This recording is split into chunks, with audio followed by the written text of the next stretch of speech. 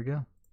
Hey, so it sounds like you had a busy day. No, not at all. It's just after finishing cooking, I started trying to do it, and my brain is in vacation mode right now, so it's really hard to do anything.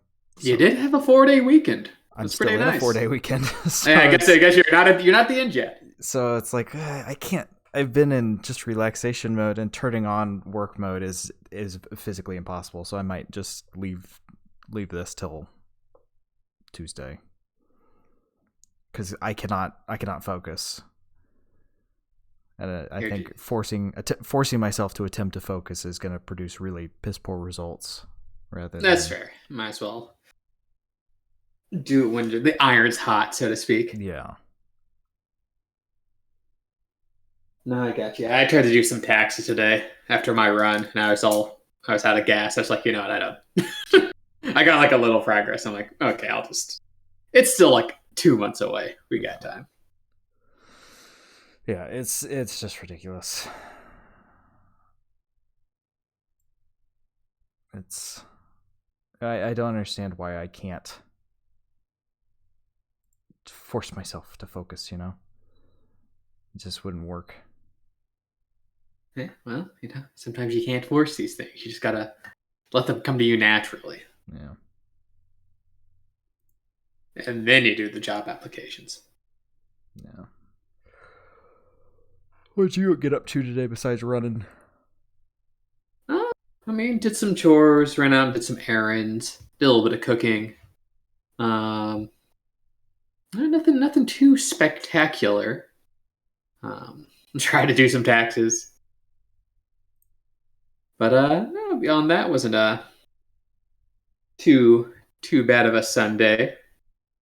Later, I'm thinking I got some new piano, like like music sheet containers. I'm gonna go through and sort my piano music sheets That's nice. for easier cataloging, and then I'll have to do my reading for tonight, of course, as well. Gonna make sure I'm staying up to date with my books.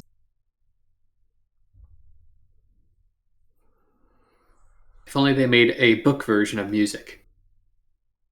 That'd be pretty boring. That's just. Isn't that what a podcast is? No, this is categorized under loose entertainment, I guess. Okay. Well, then it'd just be an audiobook. Yeah. An audiobook for music. I wish they made audiobooks for music. I believe that's just called music. No, it's someone using their words to describe what the music's going. Drums, guitar, vocals, drums. That does not sound enjoyable. I was describing Last Christmas by Wham.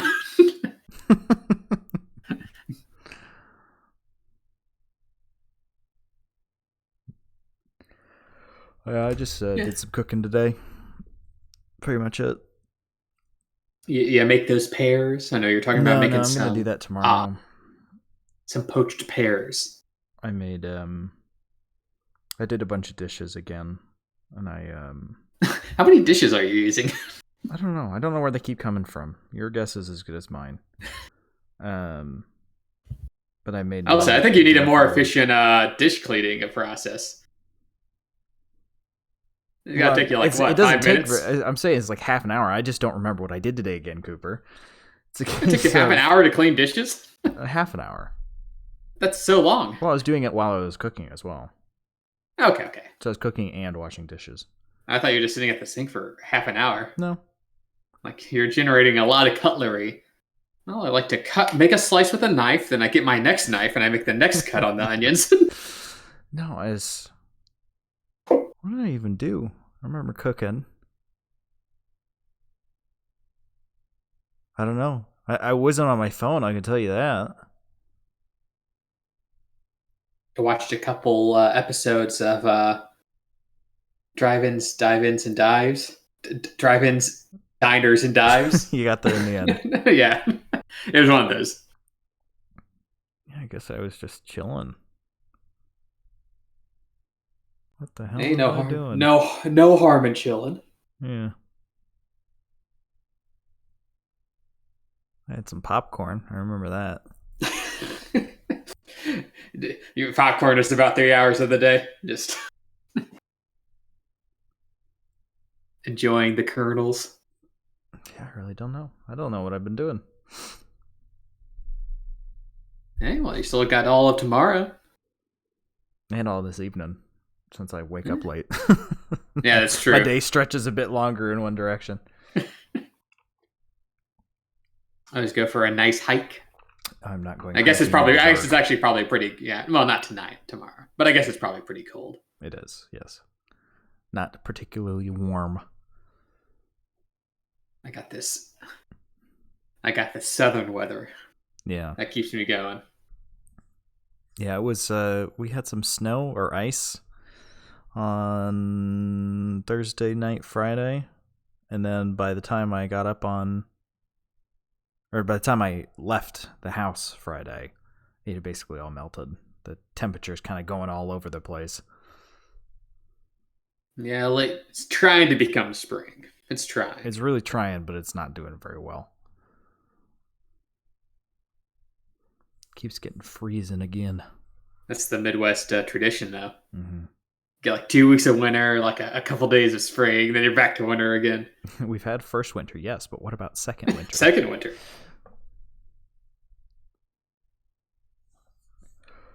Alrighty, you want to get into it? Should be a pretty quick one today. Say we do. You're a little tuckered out from doing so much today, huh? Yeah, I guess. It's all that popcorn. You had to chew a lot. Man, I don't know. I don't know what I did. I probably just watched a lot of YouTube is probably what it was. Sam, how would you react if you were going on a date and it was going great, mm-hmm. and the girl goes, "Oh, you have popcorn? I love popcorn." And she pours the kernels into a bowl and then just starts eating them, just like swallowing them like pills without even popping them. Would that ruin it for you? No, honestly, it's better than the alternative of crunching them, because then I'd be worried about her teeth. Yeah, that's true. Like, I would. She'd be really likely to crack a tooth. That'd be really painful. But swallowing them, I mean, it'd be weird, but like, I mean, it wouldn't even have any taste. Like, what does that do for you? Just the raw calories. Just like the texture of swallowing. Would you even be able to digest that? I'm not sure you would. I don't think you would. I think it would just come out the other end. Man. That's why you pop corn. Yeah. I mean, it wouldn't be a deal breaker, but I would want some explanation. Just for my own curiosity. Like, what about this do you enjoy? Gets super defensive and refuses to answer. Okay. Enough about the popcorn. Don't ask about the tables. Don't ask about the tables. All right. Let's get into it. Well, hello everyone, and welcome back to the Audio Shop podcast. Oh, there she is. You may notice Year of the Frog, baby. a bit of a different look. And we decided that this is the Year of the Frog. No reason, just for fun. So there's some nice little pictures of frogs, and there's a green background now. That's basically the only difference. But this week we are talking about Solid State Survivor by Yellow Magic Orchestra. Coming in with our second podcast of the year at the end of the second month, basically. Makes it. We're almost at 2/22/22, so it makes sense that we're doing our second review. Yeah, see, it's all planned out. Planned it out perfectly. That's exactly the reason. Yeah, no, we're doing Solid State Survivor by YMO. This is their second album. Coinky Dink. Yes. Yeah. I would say yes. Yes, it was. We did not plan that. But to give some background, Yellow Magic Orchestra, or YMO, they're a Japanese electronic music band formed in Tokyo all the way back in 1978. You got Hiromi Hosono, who's the bass and keyboards and vocals, Takahashi, who's the drums, and Ryuki Sakamoto, who's also keyboards and vocals. And they're kind of known for being very influential and innovative in the electronic music genre. As you said, they're electronic music all the way back in 78. That's really, I think you can properly say electronic music was even becoming a genre in and of itself. Mm-hmm. Besides it just being like a novelty. But Hosono, who was kind of the head of the band, originally conceived YMO as kind of this like one-off exploration of like computerized sound, and kind of taking the backgrounds of his fellow band members and then kind of putting that electronic sound through a Japanese traditional music filter, and leading them to release their first album, self-titled YMO, in '78. But we'll be reviewing their second album, Solid State Survivor, which was released in '79. Released in '82 later in the UK and Europe. It's basically like one of the earliest examples of synth pop. And it's kind of helped lead the way in terms of developing techno. I mean, even all the way back in '79, you're going to hear hints of like what would become like Daft Punk decades later. Mm-hmm. And it's highly praised. YMO is kind of, especially in today's age, are kind of acclaimed for, kind of paving the way for techno and being very forward-thinking with their music for the '70s. And yeah, so we'll jump right into it. You can definitely hear some of the inspiration from Jean-Jacques Perret, one of the fathers of techno. You just love... Hey, I mean, he made it by cutting and pasting the tape together. So man was the original. One of, I'm sure he wasn't the first, but might have been the first. But yeah, track number 1, Technopolis, which they do not hide Technopolis. Technopolis. Isn't that a joke in Megamind? Kind of. He of. pronounces Metro City as Metrocity. Yeah. No, but they go right off the bat with they're not being subtle with that. This is a very techno-influenced album. Mm-mm.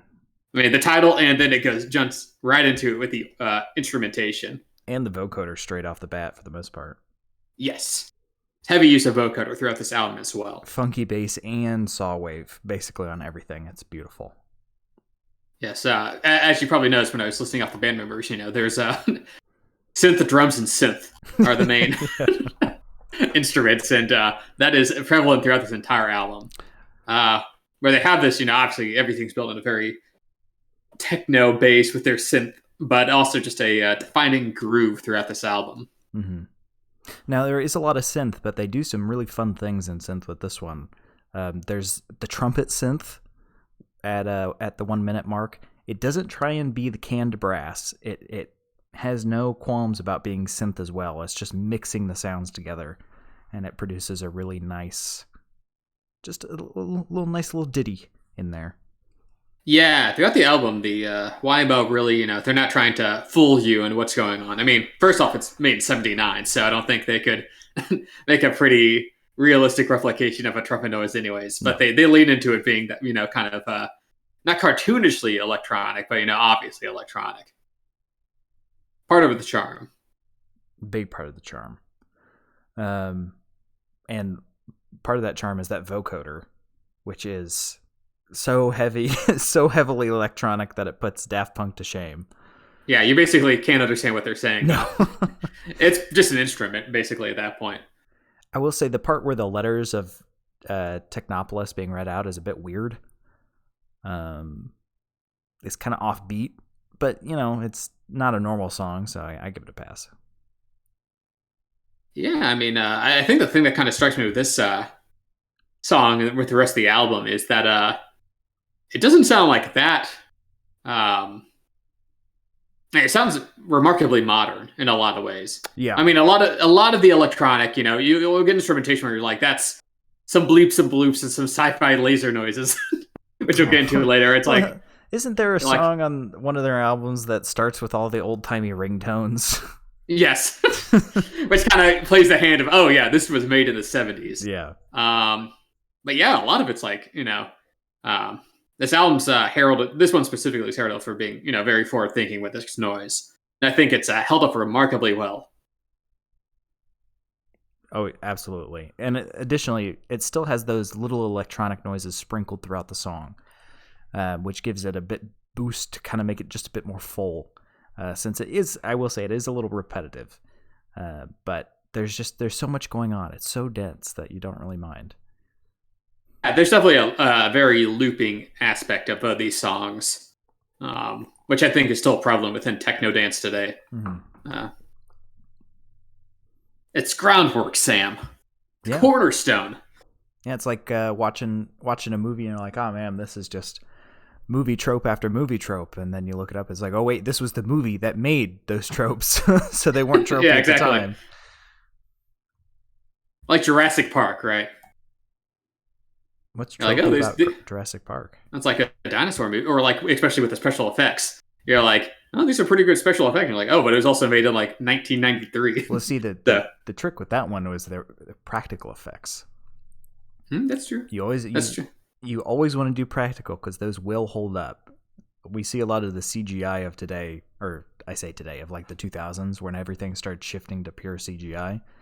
Really does not hold up.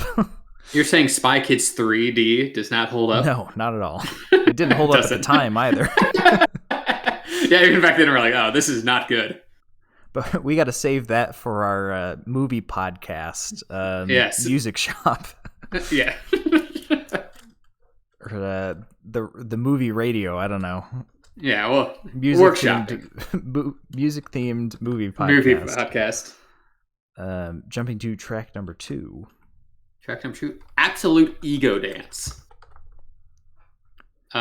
Which starts with these like almost like squirts, like high pitched, like bizarre synth squirts. I called it a whistle instrument. Yeah, I think that's maybe a whistle's more appropriate, but like very pitched and very in your face. Before it busts into the legitimate groove of the song. But that instrument works so well. It's really high pitched and pretty annoying, but there's just something so happy about it that works. Yeah, I kind of I always have a soft spot for songs that like start like a little too in your face or annoying, and then like win you back by like layering the other instruments, which I think the song manages to do. I mean, it keeps those kind of high pitched whistles like incorporated throughout the entire song, so it's not like it's just a one off thing, but it builds off it into like this pretty melodic groove and vocoded humming. Yeah, it's got some good dance bass line in there as well.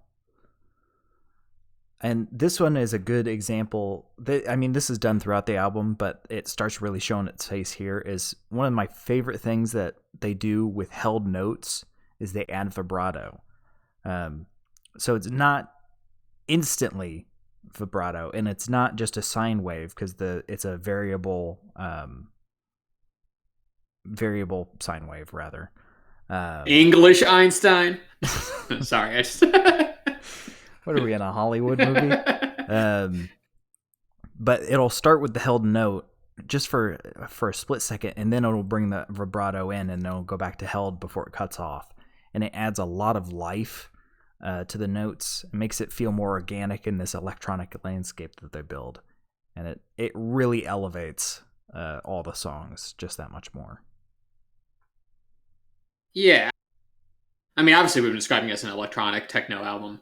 But I think we have to give them credit for like there's just some solid composition work going on underneath. And I think kind of the unsung hero of this album is the bass.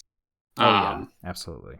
Where it really adds like I said, kind of the practical effects, right? Bass always ages well, and they managed to pair very, very convincingly with this electro, which kind of helps adhesive the whole album together. Yeah, and this one specifically, we got those vocals that come in, which add a whole other element. I don't think they actually say anything. I think they're just like female vocals, like saying ah. But they had like some energy and like they're not even vocoded, so it's like a little refreshing, a little break from the electro. Yeah, and it adds to that evolution of the song before it loops back around to just that annoying whistle at the end of the song, as everything else drops away again. No, it's pretty great.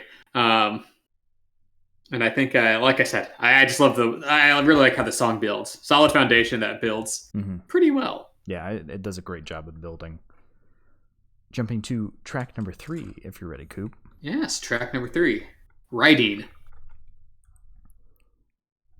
Now, this is probably one of their biggest songs. Yes, and it's like it was the lead single of this album. Yeah.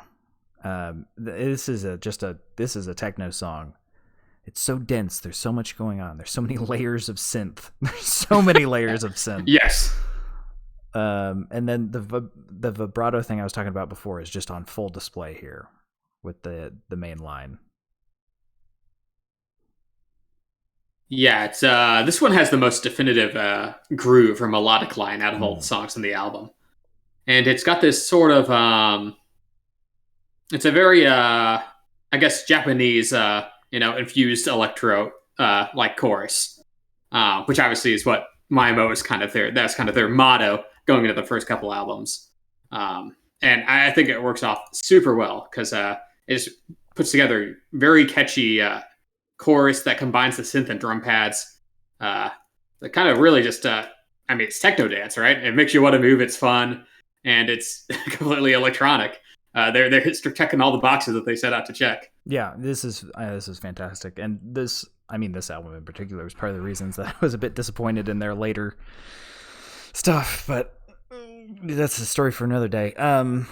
There's some really interesting background noises going on at about the 1 minute mark in the bridge. I likened it to a closing door, but I'm not entirely sure what it was because it's some weird electronic noise, but I'm not sure how they did it. It's almost like a electronic plucking of maybe they put a really heavy filter on a guitar. I don't know. Yeah, there's some sounds that jump in and out that I can't quite pinpoint, but they managed to meld well with the instrumentation. The only ones that really super stick out to me are those that sci-fi laser noise breakdown. Yeah, so okay. That's at the 2:30 mark. So that breakdown at 2:30 reminds me so much of Meko. You know who I'm talking about? Meko. I'm not sure if I'm familiar. They were another electronic disco. Their wiki page is disco, space disco, film score, orchestral pop, funk, and jazz. And it's MECO, and their first album that they released was Star Wars and Other Galactic Funk in 1977. And they use almost the exact same drum pads and laser noises. And the Cantina Band theme is I think there's a compilation song that comes out later that's title theme / Cantina Band, and that section right there just reminds me of the breakdown from that song so much. It's very, very similar. And I'm wondering if they didn't get inspiration from Yellow Magic Orchestra. Although it was kind of Possibly. the same time. Yeah, maybe it was just two parallel paths, right? When did this one come out? This was a 79. 79, so it would have been the other way around then. Because this Meko released this album in 77. But it's worth looking up after this. I would look up Star Wars theme / Cantina Band. That was a staple listening piece on my old iPod Classic for me.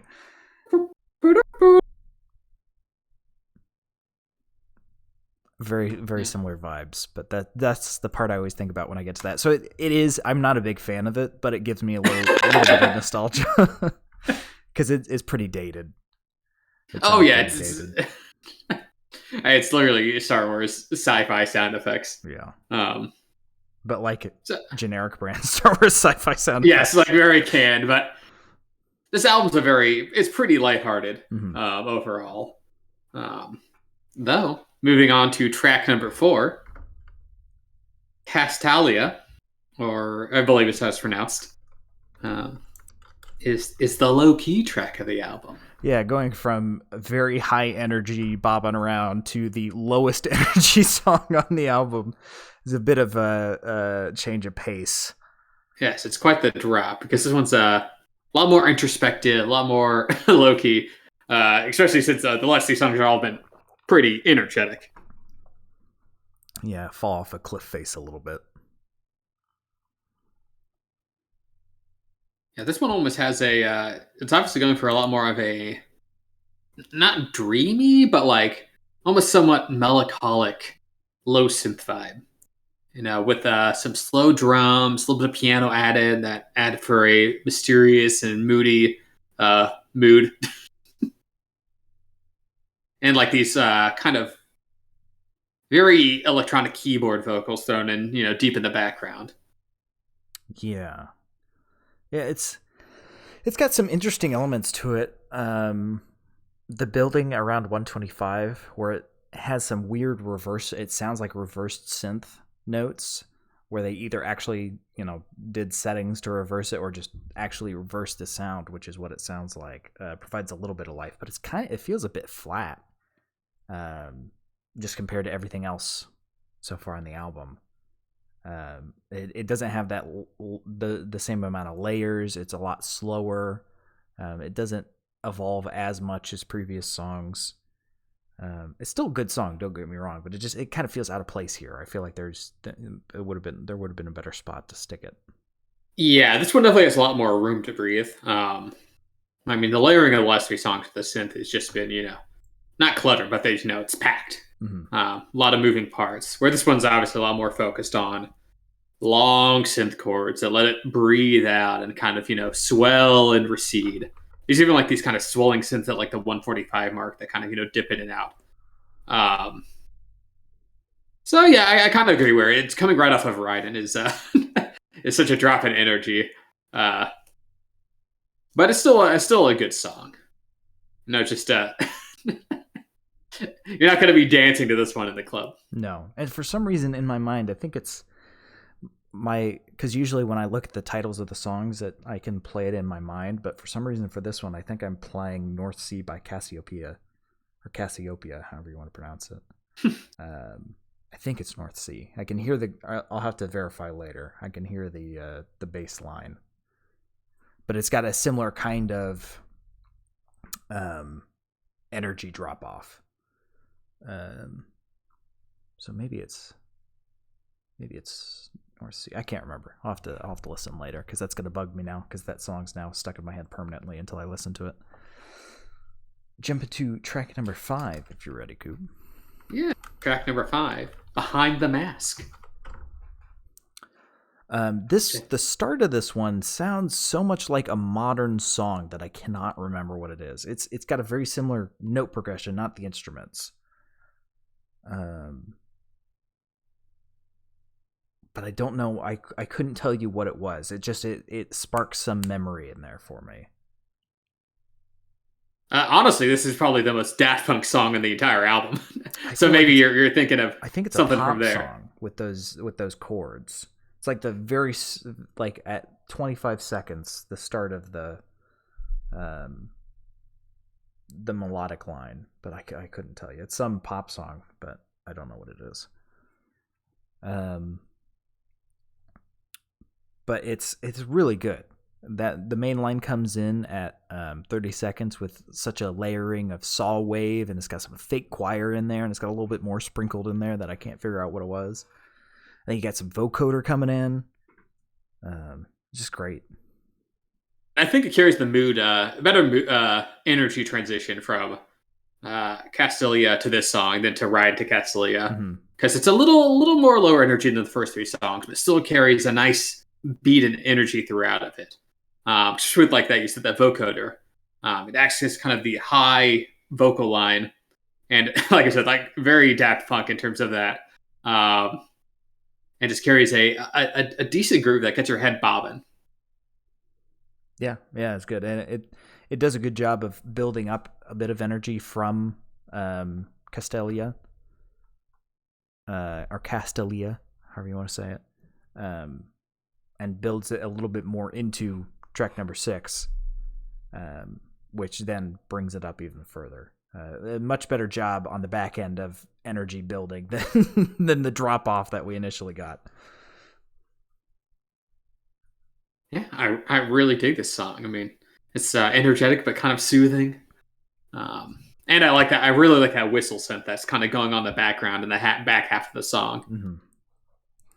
Yeah, this one does a good job of building. Jump into track number 6 then, Coop, if you're ready. Yes, track number 6, Day Tripper. And yes, it's that Day Tripper. It's a Beatles cover song. Could have fooled me. Yeah, this one's a little weird. Because it's a cover of Beatles' Day Tripper, obviously, but like they make it a little electronic, but for the most part, it's actually a pretty straight cover of the song. Yeah, I mean you get the guitar coming in at 125, which is very different than the straight synth we've heard for the rest of the album. It was a bit like, oh, wait, a guitar. And it's also just got some regular singing, and I gotta say they aren't the singing just like straight without the vocoder is not the best. See, I actually really like their singing style. Really, not as much in this track as in track number 8, but oh yeah, we'll in this one it kind of reminds me a bit of Talking Heads for some reason. Yeah, I mean it's a little off kilter. It's not like terrible. But it's like, I always gonna have to compare, the cover to the original song, and it just doesn't really carry. This vocals don't really carry the charisma or I guess technical ability that the Beatles did whenever they're covering it. In fact, I would have preferred like a vocoded cover. Honestly, played to their strengths there. Yeah, I think it's a fine song. I didn't realize it was a cover, so that's on me. You didn't realize this was a cover of Beatles' Day Tripper? I don't know if I've ever actually heard Day Tripper, Cooper. I'll be honest. That is baffling. I might recognize it if I heard it, but I've definitely never heard the name Day Tripper. I can tell you that. She was a day tripper. Really? Wow. I'll have to listen to it. Oh, that is. I'm extremely surprised at that. Listen, my exposure to the Beatles was my dad growing up, and he played the White Album, the album with the big 1 on it, and Abbey Road. That was about it. Day Tripper was on the 1 album, by the way. Okay, well, that was definitely the least played. He played the White Album most of the time. Man, just a big fan of Wild Honey Pie. I guess. But I did really like right at the end of Day Tripper with the bleeps jumping from ear to ear. That was a really fun effect. Yeah, that was pretty fun. I mean, they add a bit of their own spin to it, but for the most part, it's just like a not as good a version as the Beatles. I don't really care for it too much. That's fair. Jumping to track number 7. Yes, track number 7, Insomnia. Did I spell? I'm gonna copy well, this. I can't. For some reason, it looks like I spelled it way wrong, but it looks exactly the same. Yeah, it's the same. It's the same spelling. Yeah, it is. Okay. But man, there's right at the start of this one, there's what I can only describe as the bass accompaniment. It's only in the right ear, which is a bit annoying, but it's got this kind of saw wave wood scraper block sound to it, which is just, man, I really like whatever instrument that is, or whatever synth setting rather that is. It's really good. It leads to this mysterious, almost like slightly sinister vibe to it. Mm-hmm. That none of the other songs of the album really match that mood. So it kind of gives it a distinct flavoring. Where Castalia was lower energy, but kind of, I guess, melancholic. This one's a lot more, almost kind of like Prowling in the Night-esque. Given the name Insomnia, that makes sense. Yeah. And the main line in this one sounds like a string instrument that just has a filter over it, because it sounds like it's almost hitting quarter tones. So I'm wondering if it was some Japanese instrument that they just put a filter on. I'd believe it. Because it has a very unique sound. It sounds like strings being plucked. I mean, they could probably get there in the synth, but I feel like it'd be much easier just to put a filter over an actual instrument. I'm surprised you haven't said anything about it having kind of the plinging ear noise just in the right ear for this song. Well, I mentioned that right at the start, Cooper. That bass accompaniment thing just in the right ear. I was just surprised you weren't complaining about it. See, I would be complaining that usually about sets it you off. if I didn't like whatever it was so much. It's so the only reason I dislike it's only in the right is because I want it in the left because I want more. Double portions. If it's not, I am against split ear layouts when it doesn't work. Like the Beatles. The Beatles did it really poorly most of the time. But some people do it really well. It for mono. But some people do it really well, and when they do it really well, it doesn't bug me. Beach Boys did it pretty poorly too. Heck, again, it was the 60s. They're still figuring things out. Yeah, they get a pass. Yeah, so yours a little more tasteful here on this song, though. Yeah. And then we get some more vocoder, of course, which they use some different settings again, and it just makes it fit. So it's unique style to this song. It's not like they're just using the same vocoder settings over and over again. Each song has its own unique settings, which is really nice. Yes, and yet the album keeps a very consistent sound in terms of like, oh, this is definitely a YMO song. It keeps a consistent sound without getting repetitive. It's a balancing act, but they pull it off here. They pull it off very well. Jumping to the final track, if you're ready, Coop. Yes, track number 8, Solid State Survivor, the title track.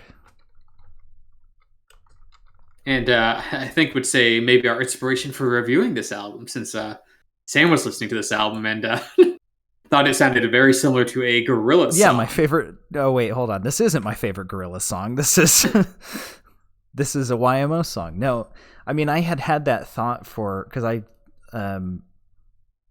when we did our last podcast, you mentioned YMO, and I started listening to them, and I almost gotten through their whole discography at this point. Not quite.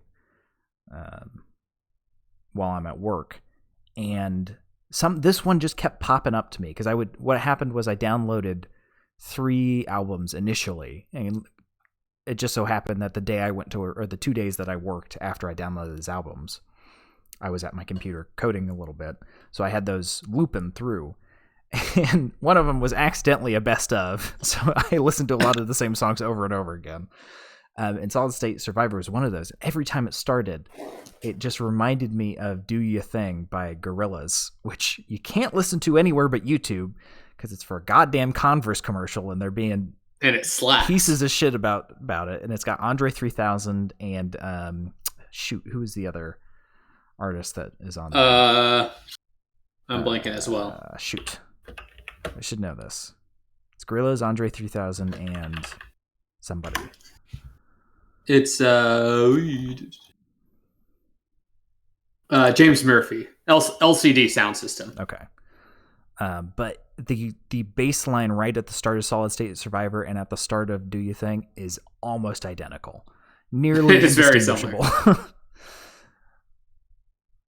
But as soon as I listen to Do You Thing, now I no longer have my brain want to continue that song when I listen to this. So I think I cured myself. You just have to listen to it enough times. Yeah, but the bass line in the song is just so good. And maybe that's a little bit of my love for, the Gorillaz song rubbing off, but it works so well. Yeah, no, I quite like this song. It still keeps that kind of almost sinister bass line or feeling from Insomnia, but also combines it with, I think, much better singing than was on Day Tripper. Yeah, I really like the vocal performance in this one. There's just something about it which gets in my head. I don't know what it is. It's got a very krautrock feel to it, or like you said, Talking Heads, where it's like slightly awkward, but like in a catchy way. Mm-hmm. And it's got this really weird distorted vocal over the top of it as well whenever they're singing. In addition to this kind of distorted guitar line playing notes, so you got a lot of this distortion over the singing. It's a really weird experience, and I'll be honest, the first listen, the distorted voices and the distorted guitar is a little bit annoying. It's almost glitchy in a way. Yeah, but or like a dial-up connection. Yeah, as soon as you get through that first the first half of the song, you get to the second half, you're like, okay, I kind of like it now, and it just keeps growing on you from there.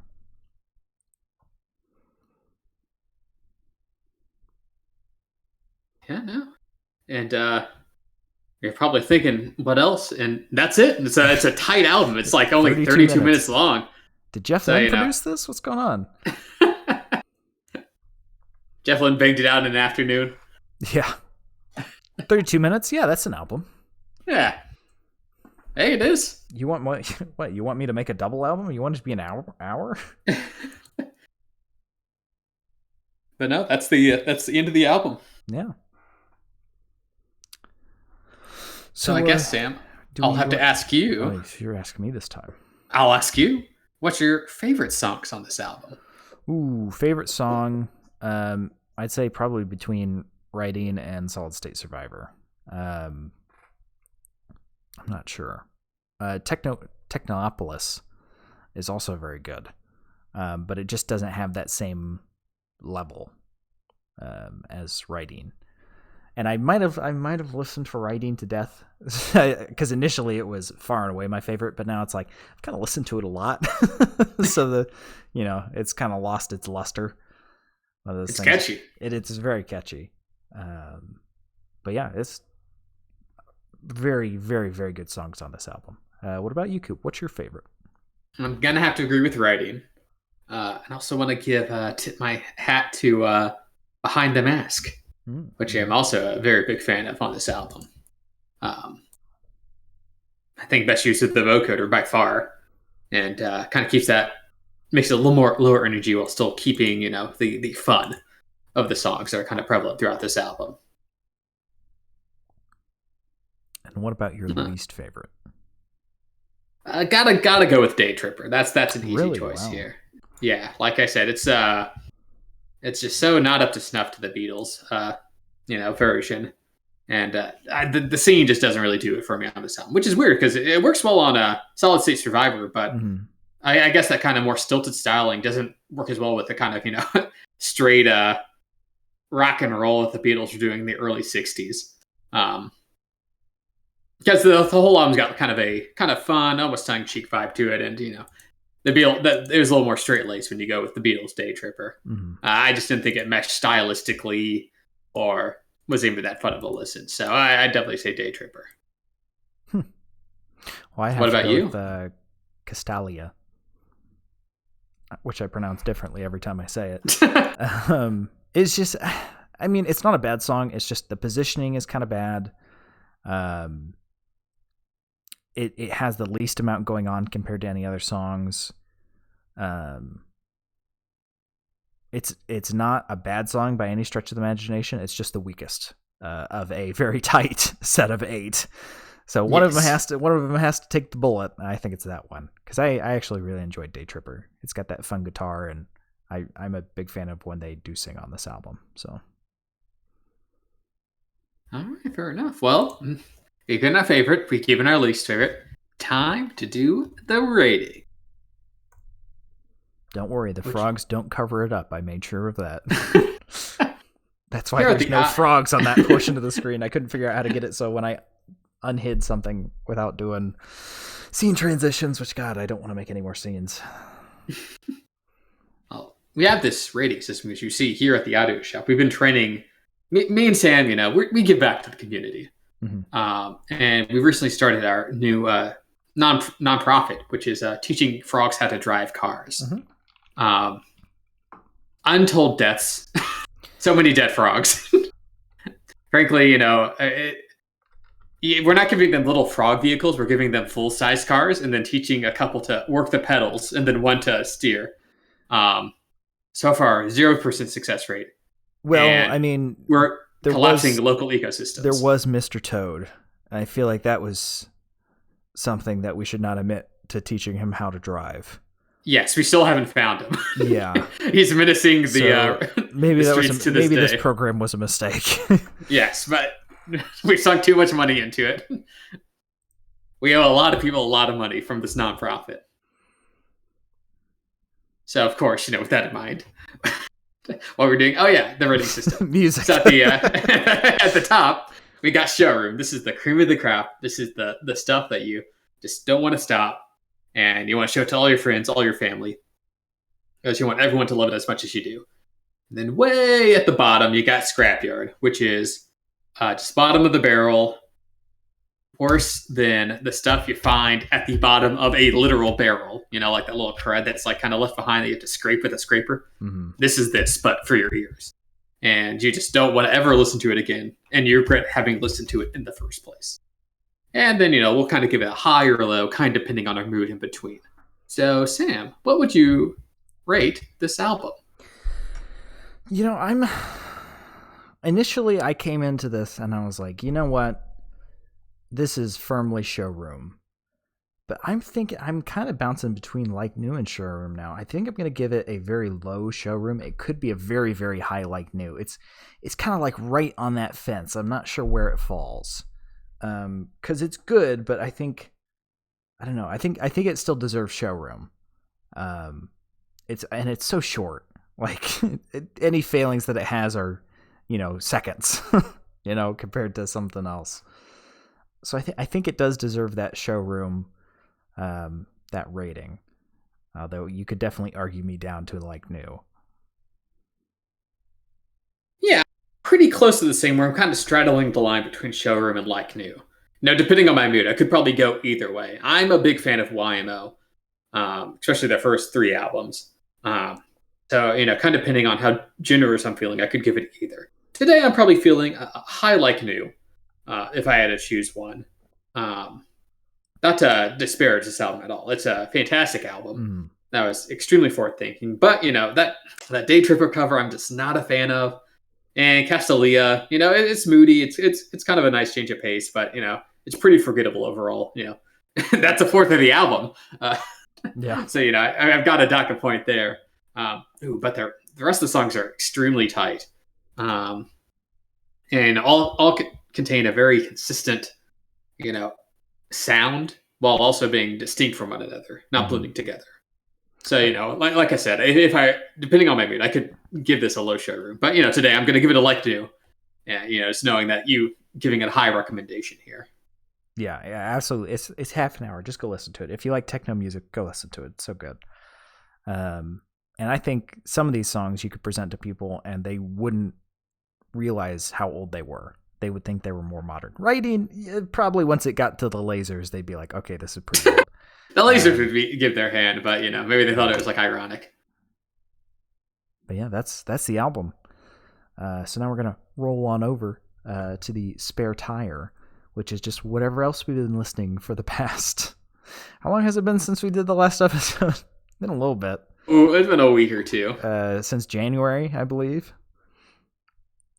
And the only thing I've been listening to, Cooper, is the YMO discography, which is what prompted this, since you're a big fan and I started listening to it. Yes, so that's what I've been doing. Yeah, I mean, I definitely think the front half of their discography is a lot stronger than their back half. And from what you said, I think you agree, Sam. Or their first 3 or 4 albums, I think, are definitely worth listening. And then, if you really want to go into, you can listen to their next 4 or so. Their joke album is interesting. Don't understand some of the segments since they're all in Japanese, but yes, their third album, Multiples, is have skits in between them.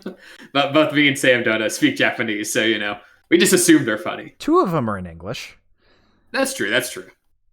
Well, 2 of them are in English, with one of them pretending to be a Japanese guy who doesn't speak any English. And then the rest are all in Japanese. So, definitely an interesting listen. The other thing that I've been listening to death is Mr. Roboto. Oh shit, my phone's starting to play it. I must have clicked it when I was closing my phone. Should I say, are we allowed to do that? But man, that song has some of the best composition that I've heard I've listened to it before, right? But there was just one day where I was like, man, that vocal line is stuck in my head. The secret, I got a secret. That part was stuck in my head. So I was like, what song is that from again? I was like, oh yeah, Mr. Roboto. I should listen to that. And man, those chords that they hit in that song is just so good. The opening chord, with all the chorus coming in, there's just such great layering. Man, just a good song. I've been listening to it to death. So good. Rest of the album, not so good. Not as good as that song. I tried to get through it. And I'm like, yeah, really, it's that's always that difficult. You listen to a single, you're like, man, I hope the whole album's like this, and then it's not. And you're like, oh, Yeah, well. I mean, I like Styx, but it's like that song is like, it feels like they put. It's like watching a blockbuster movie, right? And then the next in the series is straight to VHS or DVD or straight to streaming. How do they even do flops these days? I don't know. I straight to streaming. They shovel it onto streaming. But it's such a letdown. You listen to it. It's like, oh yeah, I'm ready for the rest of it. And you trudge through 3 or 4 songs. You're like, oh gosh, this is just Sticks. It's just low tier Sticks. So, what have you been listening to, Coop? Have you been listening to stuff since you've been entertaining? Yeah, I've been entertaining guest for the past couple of weeks, but I've been listening to a lot of the back catalog Ryuichi Sakamoto, which, if you'll remember, was the keyboardist for YMO. Mm-hmm. He's got a pretty hefty back catalog of solo work that I've been listening through, and it's been largely enjoyable. Obviously, a lot of electronic stuff in there that gets a little more pop as it goes along, but some of his 90s stuff is also a lot more just, beautiful piano melodies that he plays as well. And so I've been thoroughly enjoying going through his back catalog. I definitely recommend giving the album Smoochie a listen, as well as his album 1996. Those are both very good albums. And then I also listened to a Flo and Eddie album, Moving Targets. They are like members of the Turtles, also played with Frank Zappa. It's a very good kind of rock album from the 70s with a lot of like indie personality. And also just recently re-listened through Outkast's Speaker Box / The Love Below. Eric or Andre 3000, Big Boy. Mm-hmm. That's an excellent double album. I like Hey Ya. It's on that album. That's one of the songs. But the rest of the album's very excellent as well, where the first half's basically all of Big Boy stuff, second half's all of Andre stuff. Mm-hmm. Yeah, I mean, it's a chunky, over 2-hour album, but man, there's some good songs in there. So, yeah, maybe we should do an Outkast album sometime, Sam. Yeah. I'm a fan of Andre 3000. He did that song with the Gorillaz that I like. It's true. He did do your thing. But yeah, that's the podcast. If you've liked what you've heard for whatever reason, you can scroll down to the description. There's a picture of Jeff Lynne. He's the guy with the aviators on, and he'll take you to our YouTube channel where all the past episodes, besides that one Supertramp episode, are stored. And you can listen to them. Really don't suggest listening to the early stuff. We did not know how to do this. we were used to speaking in person. A lot more awkward pauses. Now the only awkward pauses we get are when Cooper's scrubbing around in Spotify after I say something. I'm on to you. I know you're doing it. That's why you're not talking. You're listening. I got to pinpoint it so I can add to the discussion. I can't just be like, yeah, I completely agree, Sam. I'm thinking of it right now, and what you said is correct. Listen, I got to do this on my feed. I can't have, because I'm streaming you through the desktop. I can't be listening to it. Well, I can listen to it in real time and give feedback. Fuck you. And if you're listening on YouTube and you would like to be a part of the conversation, you can come over to Twitch. It's in the description, and we're live usually every Sunday, which hopefully will be on a bit more consistent schedule now. We'll see. 8 p.m. Eastern, 9 p.m. Pacific. The rest of them you can figure out yourself. Yeah, and if you want to know when we'll be going on and what album we'll be reviewing, you can follow us at Audio Shop Pod on Twitter. That's Audio Shop POD. And we'll let you know what we're listening to if you want to give it a listen ahead of time or just jump in whenever we're doing the show. And if you want to leave a suggestion, you can go to the suggestion box. Some stuff has been sitting there for 2 years, so take that as you will. But if we really like what you put, we might cross it off and do it. We were thinking about doing suggestion box this week, but then we decided, nah, let's do an album that we like. Let's do. You make it sound like you wouldn't like what's in the suggestion box. Well, I'm not really in the mood for some Bruce Springsteen again. I'll be honest. I think that once was enough for me. Born in the USA. The best part of that is they use that one as a salute to the U.S., even though it's very the lyrics very much are not. His voice sounds like denim. It does. You're right. He sounds like if denim could talk. a pair of blue jeans after a long workday. Yeah, but thank you guys so much for listening, and we will see you next time. See you later, shoppies. See ya.